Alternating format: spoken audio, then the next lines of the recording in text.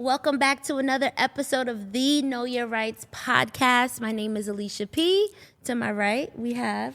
Hi, I'm Carl Ferguson. I am a mental health advocate. And to my left, we have Jasmine. I'm Jasmine Simone, and I am a certified nutritionist and agricultural therapist. Wonderful. And our guest today is Dr. Milo Dotson. How are you today? I'm amazing. Blessed to be here. Good. Tell us a little bit about yourself. Who are you? What are you? What do you do? Oh, man, existential questions right off the bat. So I would say what I do. So I'm a licensed psychologist in the state of California, born and raised here in Los Angeles area. And currently my position is that I serve as senior manager for diversity, inclusion, and community outreach at Belkin International. Subfields of psychology, my PhD is in counseling psychology, so that allows me to do the D&I work, diversity and inclusion work, in addition to all of the therapy that I've offered, individual group therapy, as well as doing different research. So wonderful. Went to school for 1,000,000 years to be able to do 1,000,000 things. A lot of healing. Love that.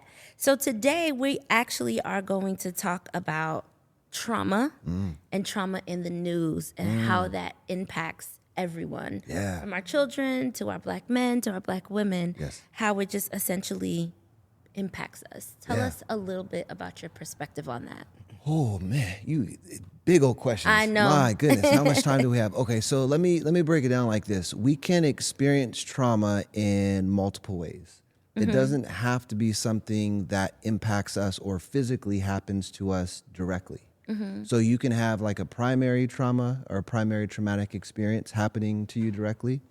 I'll be very, very honest here. So at the age of 15, I was assaulted by police when I was riding my bike home with my mom. And I know we've talked about this before. So that was a direct traumatic experience that I experienced. So when I think about the work that I do with clients, the work that I get to do with my colleagues, when I'm hearing different experiences that other people have, think about that as a secondary experience of trauma or even vicarious trauma. So the reason why this is important is because when we're thinking about seeing direct trauma happen to people in the news, that can still have a very real impact on us physically as well as emotionally, even though that incident didn't happen to us. Another example I can say is that when I'm providing therapy for folks who may have PTSD, who may have a generalized anxiety disorder, it's really, really necessary for me as a psychologist to monitor my own mental health.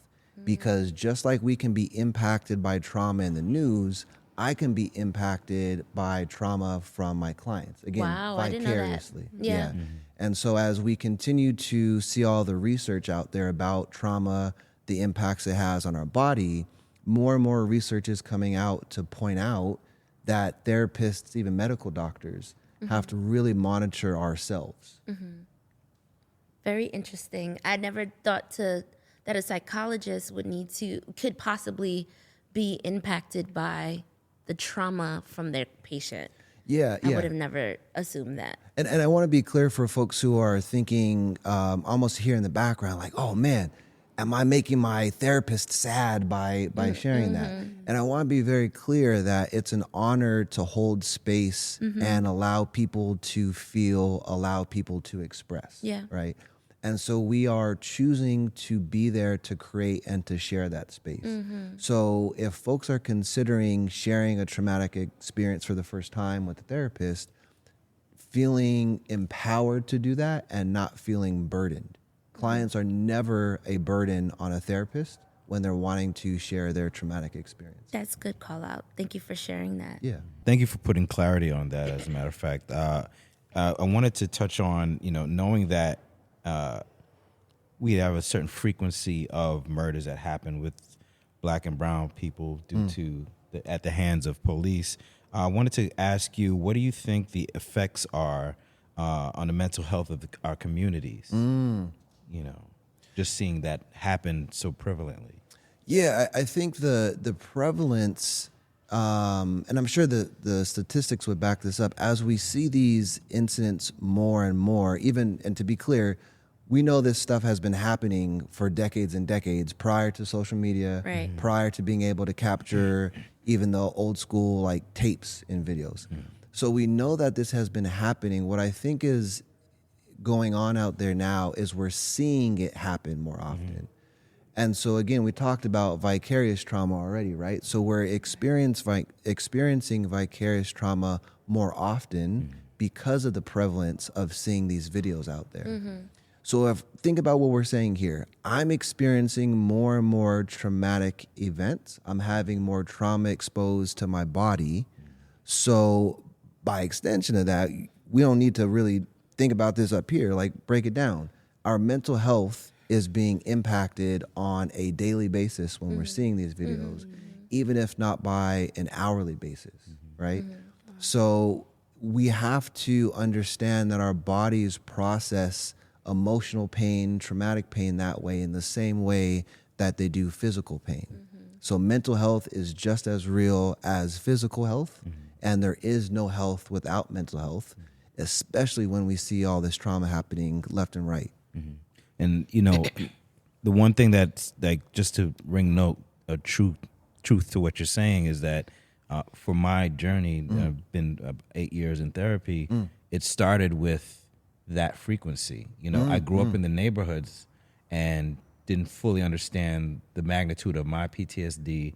And once it started, not that we didn't know it was happening, Sure. but I believe Philando Castile was the one that for me was like the final straw. Sure, And I just felt like this constant pressure, and I didn't know why I was feeling off, and decided to go to therapy for that. So that honestly is what started the journey. But again, not realizing that the frequency of seeing it would impact me that way, because I'd almost normalized it because of growing up in the neighborhood. But that extension of what you're saying is that you can still experience someone else's trauma because it relates.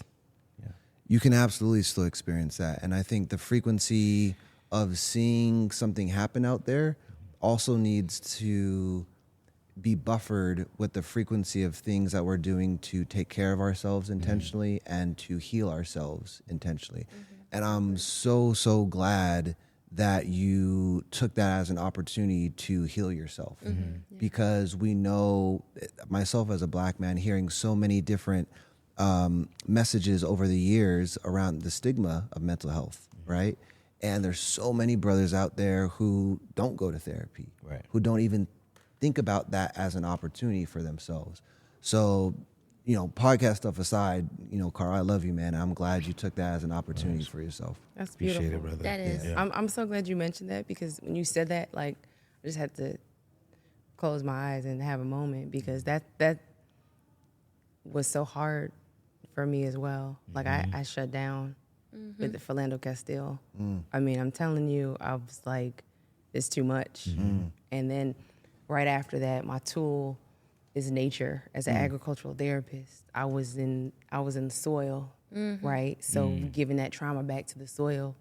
Bell Hooks wrote that when our ancestors were in the South, they had more incidences of depression and anxiety when we moved to the North, because we weren't in the soil, in the land. And of course there was so much to be depressed about in the South. Yeah. Right. So I went to the farm. I was in the earth, given that after that experience, I was in the woods, like seriously, because I had to, it's birth.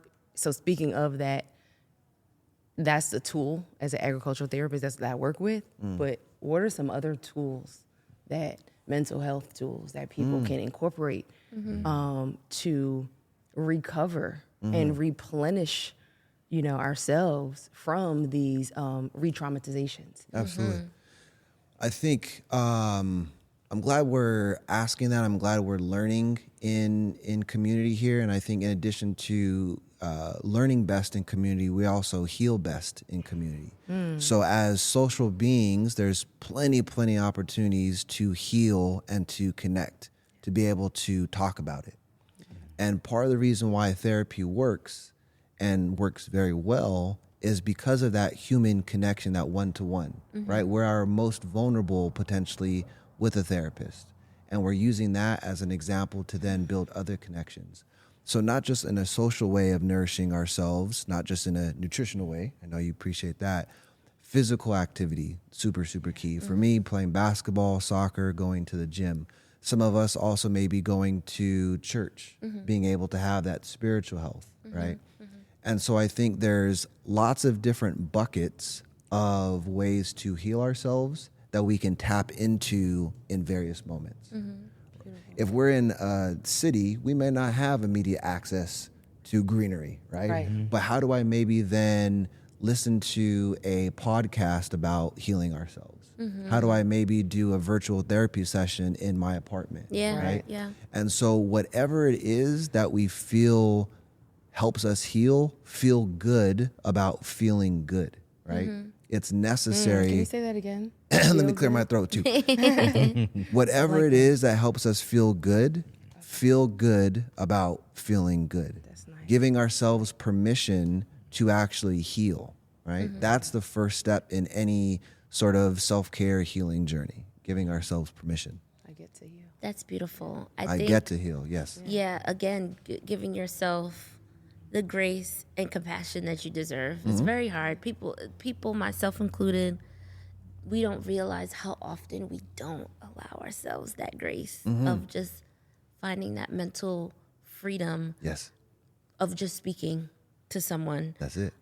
Super important. I think another question that I would have is about more so the recent effects of numbness with seeing so much of this on television. Yeah. Seeing so much of it on social at our fingertips. We're watching these things while we're in bed. With the recent murder of Tyree Nichols, this is one of the first instances since George Floyd's passing that we haven't seen like an outlash of protesting In that same capacity. in the right, same right, capacity, right? right. Do you think we're becoming numb to it? Let's go back to understanding here. In 2020, because for me, learning is about context. Yeah. Nothing happens in isolation. So what happened with Tyree Nichols being murdered in 2023, very, very different from George Floyd being murdered in 2020. And if you correct, and if you think about where we were as a world at that time in 2020, we're at home, Stillness. right? End of Shut May, down. beginning of June, shut down. Anxiety. Anxiety built up, depression built up. People were feeling like Memorial Day around that time was going to be that outlet that they had to get outside, right? And so this emotion, this expectation to be able to have the release to celebrate was then we were presented with this vicarious trauma. And so the pain, the emotions then get channeled to very valid emotions of anger, rage, etc. So we're expressing at that point, we flash forward with the expectation, again, in context, that in 2023, things are going to have changed a little bit. And we see the repetition of Black folks continuing to be murdered by the police. So to answer your question, context is everything here. 3 years later, it's still more of the same. Yeah. And when we have more of the same, we sometimes become desensitized to that. Or as Yeah. Carl said, we become numb to that. But what I want folks to understand is that numbing ourselves intentionally or unintentionally, we do that as a coping strategy. The reason why we desensitize at times is because our brains and our bodies and our hearts are not meant to have this level of exposure at this frequency. So we numb ourselves almost unconsciously. Like a protection mechanism? Exactly. So we're trying to protect ourselves in this sort of abnormal situation. And just because things happen continuously doesn't make them normal. Yeah. Yeah. So what do? Well, I'm gonna numb myself, right? To try to cope, Yeah. essentially. To try to protect myself. So what I want folks to understand is that we're numbing ourselves as a coping mechanism, whereas the hope that I have for us as a people and as a community is that we can feel the feels in community. We can express, good. and we can let that pain out to be able to let this community love in, Yeah. right? And instead of numbing ourselves, if we can express, if we can intentionally practice self-care, that allows us to navigate this system in a way that's actually going to deconstruct and build this system back up in a way that it serves us. Yeah. Right? So nobody can do everything, but we all have to do something. Yeah. And that starts with being able to heal ourselves. I do think the healing is starting to happen slowly. This instance on the other end of the spectrum was one of the first instances as a community that people advised each other not to watch to protect your peace. Like that was more so the radical change in that situation than the actual protest. Yeah. Which I'm not saying one is more powerful than the other, but this one to me felt safer. Correct. And better because it protected your peace. And I think, to be clear, I want folks to understand there's no judgment if you choose to watch a video or you Right. don't choose to watch a video. Right. I'll be honest for myself, I couldn't watch a video. Yeah. Because as I'm, oh man. Take your time. So we know the video came out about 4 p.m., give or take. 4 p.m. on that Friday. And at 6 p.m., I was supposed to go to a church service to support folks to be in community in Monterey Park. Oh man, you gotta make me cry. And so when I'm thinking about this video coming out, I intentionally chose to protect my peace because I had to ask myself and to say, I don't need to watch this to still know what happened. Exactly. Right. And I don't need to watch this to still want to fight back, And support. to still heal myself, and Yeah. to still support my community. Yeah. In the past, I think what's changed is that people had this sort of, I need to see or I need to witness this, even if, indirectly, to be able to almost feel or to know that it's real or Yeah. to know that Yeah, it's yeah, yeah. happened. And, and again, I'm not judging anybody if we choose to watch or we don't watch, but I want people to feel empowered and be intentional, to live mindfully, that you don't need to continue to expose yourself to that. yeah. Right? Protecting, I want to tell people directly, I need you to be able to protect your peace. And that's what I had to do. Like I shared earlier, sometimes the own trauma that I experienced as a 15-year-old black boy in front of my mom, that sometimes comes back up unexpectedly. Yeah, of course. And what we know about trauma as well is that it compounds on what you previously experienced or what you saw happen before. So going back to your question here, I think we can be intentional about protecting our peace, creating and maintaining boundaries, and still being aware about what's going on. If we are choosing to watch videos, more power to you. The only thing I would invite folks to consider is that to ask yourself, what am I hoping to get from watching this? Right. If I just want to see it to expose myself to that, I'm going to probably say, take a pass. If you feel like you're wanting to see it for an intentional purpose, fully support that and know that it's still okay to turn that off at some point. Yeah. Thank you for sharing Yeah. that moment. You said something that's very important. You mentioned it a couple of times, is the idea of community. And there's an interesting space that we're in now where it seems like there's so much more isolation in the large numbers, right? Somehow we're all connected but still feel like we're alone. Yeah. And I think that a lot of the digesting that used to happen with situations like this happen in town halls and community gatherings, whether they be churches or what have you. That's Civil a great rights movement were Right. on the backs of those gatherings. Yes. That's how information was shared, but most importantly was digested.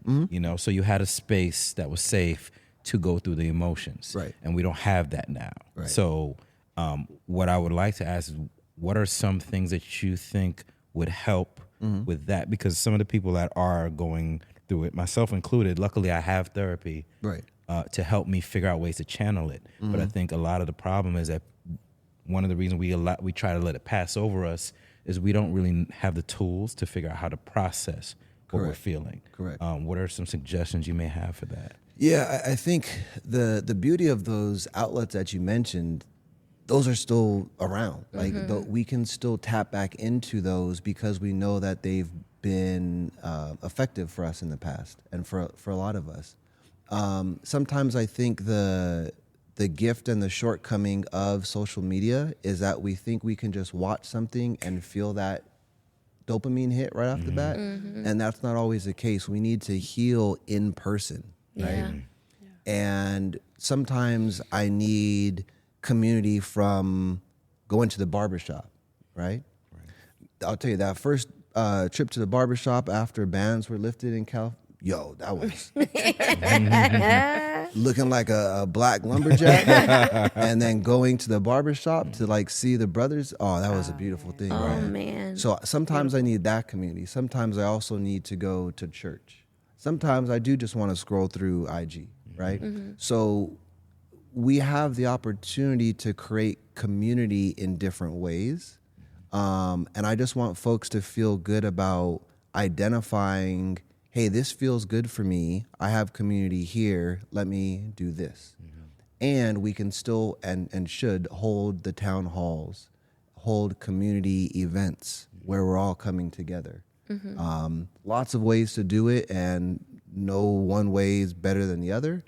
Just being able to continue to pursue our joy. You know, Dr. Marlo, what I'm hearing you say when you say that is that people can be empowered Yes. to identify the tool that they're using, and that in itself can be therapeutic. Yeah. Like at this moment, I'm holding space. I'm going to this family gathering for the purpose of community. Yes. And just even acknowledging why we're doing certain things can be healing in itself. That's what I took from what you just said. Yeah, thank you for taking that. That sounded like, oh yeah, I was saying that. Yeah. Thank you for that. I think the learnings of this episode today is the learnings are feel and be comfortable with feeling. Yes, Be also comfortable in speaking about your feelings yes, and creating community. yes, And in that community, you'd be able to heal.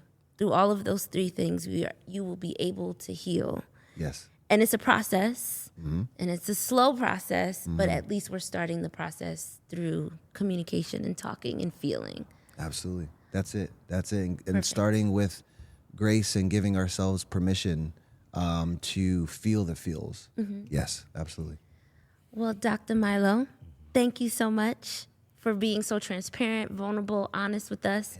I think these conversations are so helpful, especially for Black men who are continuously seeing Black men murdered, just scrolling on a phone or turning on the TV. So we appreciate the vulnerability that gives space and makes space for Black men to identify and feel what you feel through you. So thank you for that. I appreciate that.